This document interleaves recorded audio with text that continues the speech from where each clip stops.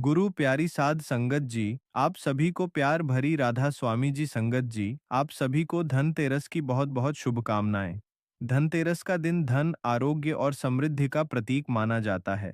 संगत जी, यह दिन कार्तिक मास की कृष्ण त्रयोदशी को मनाया जाता है और इसी दिन भगवान धन्वंतरी, जो भगवान विष्णु के अवतार हैं, समुद्र मंथन से अमृत कलश लेकर प्रकट हुए थे। इसलिए इसे धनतेरस कहा जाता है। इस दिन लोग भगवान धन्वंतरी और माता लक्ष्मी की पूजा करते हैं, ताकि माता लक्ष्मी धन की देवी होने के कारण व्यक्ति के जीवन में दरिद्रता, अभाव और कष्ट दूर होते हैं। उनकी कृपा से घर परिवार में आपसी प्रेम, एकता और सद्भावना बनी रहती है। संगत जी, साखी को ध्यानपूर्वक सुनिएगा। बाबा जी फरमाते हैं, बहुत समय पहले की बात है। भारत की पवित्र भूमि में बसे एक छोटे से गांव था कि जिसका नाम लोग खुशीपुर कहते थे। शायद इसलिए कि वहां के लोग प्रकृति के करीब साधारण जीवन जीते हुए भी खुशियां ढूंढ लेते थे। परंतु हर कथा में एक मोड़ आता है, और खुशीपुर की यह कथा भी एक ऐसे मोड़ पर खड़ी थी जहां खुशियां मानो कोसों दूर भाग गई थीं। खुशीपुर में एक सीधा साधा मेहनती किसान रहता था जिसका नाम था माधव। माधव का जीवन उसके खेतों की तरह हरा भरा और उसकी आत्मा गंगा जल की तरह निर्मल थी। उसके पास एक छोटी सी जमीन थी, एक प्यारा सा घर था और एक हंसमुख परिवार था। पत्नी और उनकी आंखों का तारा उनकी एकमात्र बेटी राधा। राधा नाम के अनुरूप ही सांवली, सलोनी, मृदुभाषी और इतनी प्यारी थी कि उसे देखकर लगता था मानो साक्षात देवी धरती पर उतर आई हो। उसकी हंसी मिश्री की डली जैसी थी और उसकी आंखें ऐसी कि उनमें जैसे ब्रह्मांड की सारी पवित्रता समाई हुई हो। माधव और उसकी पत्नी ने राधा को भरे लार प्यार से पाला था। जब वह छोटी थी, वह अपने नन्हे नन्हे कदमों से घर आंगन में घूमती। उसकी पायल की छन छन से घर में रौनक रहती। उसकी माँ उसे गोद में बिठाकर रामचरितमानस की चौपाइयाँ सुनाती और राधा ध्यान से सुनती, मानो हर शब्द उसके नन्हे हृदय में उतरता जा रहा हो। माधव दिन भर खेतों में खूब पसीना बहाता, और जब शाम को थका हारा घर लौटता तो राधा द्वार कर उसके पास आती। उसके माथे से पसीना पोंछती और अपने छोटे छोटे हाथों से उसके पैर दबाती। उस वक्त माधव दुनिया के सारे कष्ट भूल जाता था। उसे लगता था उसकी राधा ही उसकी लक्ष्मी है, उसकी सरस्वती है और उसकी दुर्गा भी। परंतु नियति को कुछ और ही मंजूर था। एक दिन राधा की माँ, जो घर की लक्ष्मी और माधव के जीवन का आधार थी, अचानक बीमार पड़ गई।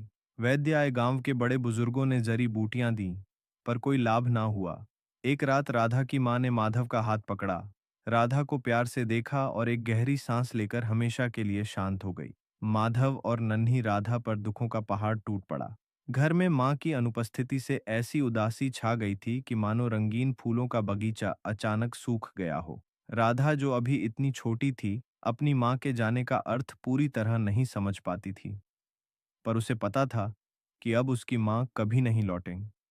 रो रो कर उसकी आंखें सूज जाती थीं। संगत जी, पर माधव उसे देखता तो अपने आंसुओं को अंदर ही समेट लेता। उसने वादा किया था अपनी पत्नी से कि राधा को कभी किसी चीज की कमी नहीं होने देगा, और अब वह अकेला ही राधा का माँ और बाप दोनों बन गया था। समय बीता। माधव ने अपनी सारी शक्ति राधा को पालने में लगा दी। वह दिन रात एक करके खेतों में काम करता ताकि राधा को अच्छे पकवान खिला सके, उसे नई चुनरी दिला सके। राधा अब थोड़ी बड़ी हो गई थी और उसमें अपनी माँ की ममता और अपनी उम्र से कहीं अधिक समझदारी आ गई थी। वह अपने पिता की थकान भांप लेती और रात को जब चांदनी खेत और घर पर एक सा प्रकाश बिखेरती, तो वह माधव के पास बैठकर अपनी मीठी आवाज में भजन गाती या अपनी कहानियां सुनाती। माधव को लगता था उसकी बेटी ही उसका जीवन है, उसका संसार है। परंतु एक बार फिर दुख ने उनके घर का दरवाजा खटखटाया। राधा, जिसका बचपन कभी फूलों सा खिला रहता था, अचानक बीमार पड़ गई। पहले हल्का बुखार, फिर खांसी और धीरे धीरे उसकी सांस फूलने लगी। उसकी आंखों की चमक फीकी पड़ने लगी और उसके गालों की लाली कहीं खो गई। माधव का कलेजा मुंह को आ गया। उसने जल्दी से गांव के वैद्य को बुलाया। वैद्य ने बहुत जड़ी बूटियां दी, पर कोई असर नहीं हुआ। राधा की तबीयत बिगड़ती जा रही थी और उसकी पतली सी काया और कमजोर होती जा रही थी। माधव ने हार नहीं मानी। उसने सोचा, मेरी बेटी को कुछ नहीं होगा, मैं उसे बचाऊंगा। वह गांव के सबसे बड़े साहूकार के पास गया और अपनी थोड़ी सी जमीन गिरवी रख दी। पैसे लिए और राधा को लेकर शहर के बड़े अस्पताल गया। शहर में इलाज महंगा था, डॉक्टरों ने कई टेस्ट करवाए, कई दवाइयां दी। माधव ने अपनी सारी जमा पूंजी लगा दी। फिर अपनी पत्नी के गहने बेचे, अपनी गाय भैंस बेची, अपने खेत के छोटे छोटे हिस्से भी बेच दिए। धीरे धीरे माधव का घर, जो कभी अन्न धन से भरा रहता था, अब खाली होता जा रहा था। उसके खेतों में पहले जैसी हरियाली नहीं रही थी और उसके बैल भी बिक चुके थे। माधव अब बिल्कुल गरीब हो चुका था। उसके पास अब कुछ नहीं बचा था सिवाय अपनी राधा के, और उसी राधा की सांसें धीरे धीरे उसका साथ छोड़ती जा रही थीं। वह दिन रात ईश्वर से प्रार्थना करता, हे प्रभु, मेरी राधा को बचा लो, मेरा सब कुछ ले लो, पर मेरी बेटी को मत छीन लो। वह तो मेरी जीवन रेखा है। उसकी आंखों में हर पल आंसू भरे रहते, पर राधा के सामने वह मुस्कुराने की कोशिश करता। एक दिन राधा बिस्तर पर लेटी थी, उसकी सांसें बहुत तेजी से चल रही थीं। माधव उसके पास बैठा, उसका हाथ अपने हाथों में लिए सहला रहा था। राधा ने धीरे से अपनी आंखें खोली और एक कमजोर सी मुस्कान के साथ कहा, बाबा। उसकी आवाज इतनी धीमी थी कि माधव को झुककर सुनना पड़ा। हाँ मेरी बच्ची, क्या हुआ? माधव ने उसके माथे पर प्यार से हाथ फेरा। बाबा, दिवाली आने वाली है ना? राधा ने मुश्किल से पूछा। माधव का दिल सीने में धंस गया। हाँ, दिवाली आने वाली थी, और धनतेरस भी। गांव में लोग अपने घरों को सजा रहे थे। बाजार में मिठाइयों और दीपों की सुगंध फैल रही थी। पर उनके घर में तो अब एक दिया जलाने के भी पैसे नहीं थे। हाँ बेटी, आने वाली है, बाबा, राधा ने फिर से कहा। उसकी आवाज में एक अजीब सी चमक थी। इस बार धनतेरस पर कुछ न कुछ अवश्य खरीदना, ताकि हमारे घर में लक्ष्मी आए। उसकी आंखें, जो अक्सर पीड़ा से भरी रहती थीं, इस बात पर चमक उठी थी। अगर लक्ष्मी आएगी तो मेरी बीमारी भी चली जाएगी, और आप भी खुश रहेंगे ना? माधव निशब्द रह गया। उसकी आंखों में अचानक आंसू भर आए। उसकी बेटी, जो खुद मौत की दहलीज पर खड़ी थी, अपने पिता की खुशियों की चिंता कर रही थी और घर में लक्ष्मी लाने की बात कर रही थी। लक्ष्मी, उनके घर में तो अब एक दाना भी नहीं बचा था। वह अपनी बेटी को कैसे बताएं कि उसके पास अब एक कौड़ी भी नहीं है। उसका हृदय पीड़ा से चित्कार कर उठा। हाँ बेटी, जरूर जरूर लाऊंगा, उसने किसी तरह अपने आंसुओं को रोक कर कहा, पर उसकी आवाज थरथरा रही थी। धनतेरस का दिन आ गया। गांव भर में रौनक थी। बच्चे नए कपड़े पहनकर घूम रहे थे। घरों में दीप जगमगा रहे थे और हर तरफ खुशियों की किलकारियां गूंज रही थीं। माधव का घर आज भी अंधेरे और खामोशी में डूबा था। राधा बिस्तर पर लेटी दरवाजे की तरफ देख रही थी, मानो अपने पिता का इंतजार कर रही हो। माधव का दिल टूट रहा था। उसके पास एक पाई भी नहीं थी। वह सुबह से गांव में घूम रहा था, ये सोचकर कि शायद कोई काम मिल जाए या कोई पुरानी चीज बेच सके, पर कुछ नहीं मिला। उसकी आत्मा कड़ाह रही थी। लक्ष्मी, घर में लक्ष्मी कैसे आएगी मेरी राधा, जब मेरे पास खुद कुछ नहीं है? शाम ढलने लगी। सूरज अपनी लालिमा बिखेर कर अस्त हो रहा था। माधव गांव के चौराहे पर उदास बैठा था। तभी उसकी नजर एक छोटी सी मिट्टी की दुकान पर पड़ी, जहां छोटे छोटे दीपक बिक रहे थे। उनकी कीमत इतनी कम थी कि शायद कोई गरीब से गरीब भी उन्हें खरीद सके। माधव की जेब टटोलते ही उसकी उंगलियों को एक टूटा हुआ सिक्का महसूस हुआ। शायद किसी ने भूल से उसके कुर्ते की जेब में छोड़ दिया था। वह सिक्का इतना घिसा हुआ था कि शायद कोई फेरी वाला भी उसे ना लेता। पर माधव की आंखों में एक उम्मीद की किरण जागी। शायद शायद यह वह भागा भागा उस मिट्टी के द वाले के पास पहुंचा। भाई, यह दिया कितने का है? उसने सबसे छोटा, सबसे साधारण दिया दिखाते हुए पूछा। दिया बेचने वाला एक बूढ़ा व्यक्ति था। उसने माधव की ओर देखा। उसकी आंखों में गहरी उदासी, और उसके कपड़ों की फटी हालत देखकर वह समझ गया कि यह व्यक्ति कितनी विपदा में है। बाबूजी, दिए वाले ने कहा, यह मिट्टी का दिया है, इसकी कोई कीमत नहीं, आप ले जाइए। नहीं नहीं, माधव का स्वाभिमान भले ही गरीबी से टूट गया था, पर मरा नहीं था। मैं ऐसे नहीं लूंगा। मेरे पास एक पुराना सिक्का है, क्या तुम इसे लोगे? उसने अपना घिसा हुआ सिक्का दिखाया। बूढ़े ने सिक्का देखा, मुस्कुराया और कहा, ठीक है बाबूजी, आप इसे लीजिए। माँ लक्ष्मी आपका भला करें। उसकी आंखों में माधव के लिए करुणा थी। माधव ने उस छोटे से दिए को ऐसे पकड़ा जैसे वह कोई अमूल्य रत्न हो। उसका दिल एक अजीब सी खुशी और दर्द से भर गया था।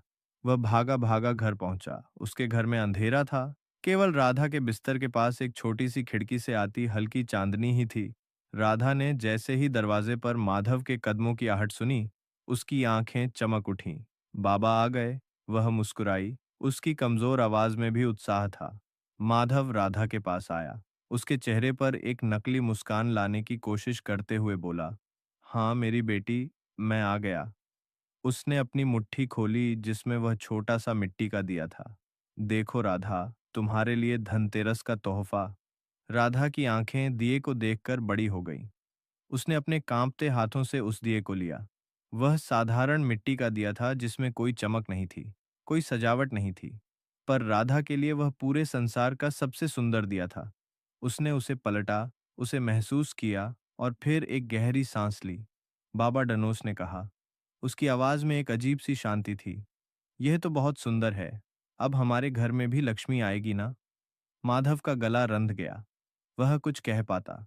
उससे पहले राधा ने कहा, बाबा, क्या आप इसमें एक दिया जला सकते हैं? माधव ने कभी सोचा भी नहीं था कि उसके पास तेल या दिए की बाती होगी। पर किस्मत को कुछ और ही मंजूर था। उसकी पत्नी ने कभी देवी देवताओं के लिए एक छोटी सी तेल की कुप्पी और कुछ बाततियाना छुपा कर रखी थी। माधव ने उन्हें ढूंढा, एक छोटी सी बाती और कुछ बूंदे तेल की उस नन्हे दिए में डाली। उसने एक माचिस की तीली जलाई और कांपते हाथों से दिए को रोशन कर दिया। एक छोटी सी लौ जगमगा उठी। उस अंधेरे उदास घर में वह नन्ही लौ ऐसी लग रही थी जैसे किसी अंधेरी रात में एक छोटा सा तारा चमक रहा हो। राधा की आंखों में वह लौ प्रतिबिंबित हुई और उसके चेहरे पर एक अद्भुत शांति और खुशी छा गई। उसने दिए को अपने पास अपने तकिए के पास रखा। अब मेरे घर में भी रोशनी है, राधा ने मुस्कुराते हुए कहा। उसकी मुस्कान इतनी पवित्र और निश्चल थी कि माधव की आत्मा तक को छू गई। लक्ष्मी आ गई ना बाबा? हाँ मेरी बच्ची, माधव ने रोते हुए कहा। लक्ष्मी आ गई, मेरी राधा ही मेरी लक्ष्मी है। राधा ने दिए की लौ को निहारा। उसका चेहरा उस नन्ही सी रोशनी में दमक रहा था। उसकी आंखें धीरे धीरे बंद होने लगी। उसकी सांसें और धीमी हो गई और एक अंतिम गहरी सांस लेकर राधा ने हमेशा के लिए अपनी आंखें मूंद ली। दीपक धीरे धीरे जलता रहा। उसकी लौ कांपती रही। राधा का कोमल शरीर वहीं शांत पड़ा था। उसके चेहरे पर वही अलौकिक मुस्कान थी जैसे उसने अपने जीवन का सबसे बड़ा सुख पा लिया हो। माधव का दिल चीख उठा।